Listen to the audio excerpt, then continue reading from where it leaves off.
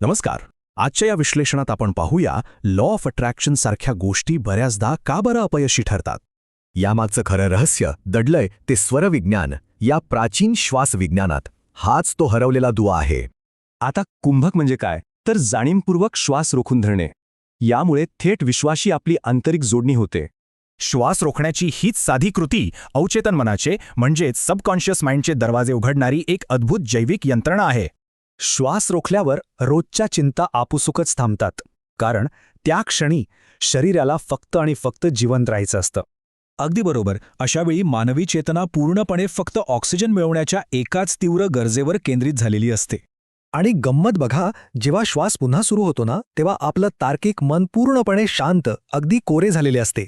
नेमक्या याच अवस्थेत आपण केलेला कोणताही संकल्प थेट उघड्या अवचेतन मनात अगदी घट्ट कोरला जातो.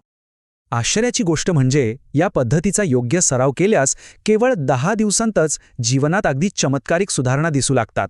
होय, शारीरिक आरोग्यापासून ते अगदी आर्थिक समृद्धीपर्यंत आयुष्यातल्या प्रत्येक महत्त्वाच्या टप्प्यावर याचे जलद परिणाम दिसून आलेत.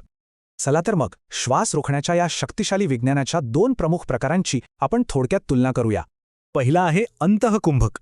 यात ऊर्जा शोषून घेण्यासाठी आणि इच्छा प्रत्येक पेशीत रुजवण्यासाठी श्वास आत रोखला जातो. या उलट बाह्य कुंभकमध्ये सर्व नकारात्मकता आणि अपराधीपणाची भावना बाहेर टाकण्यासाठी श्वास पूर्णपणे बाहेर सोडावा लागतो.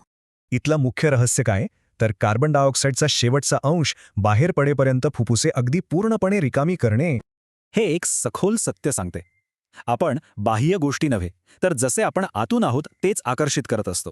पैसा ही फक्त ऊर्जा आहे, त्यामुळे तो आकर्षित करण्यासाठी शुद्ध मानसिकता आणि सखोल आंतरिक आनंद खूप महत्त्वाचा आहे.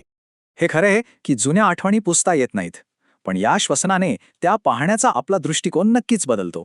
मग विचार करा, या एका श्वासतंत्रावर प्रभुत्व मिळवणं हीच आयुष्यातल्या कटू क्षणांना अमृतामध्ये बदलण्याची गुरुकिल्ली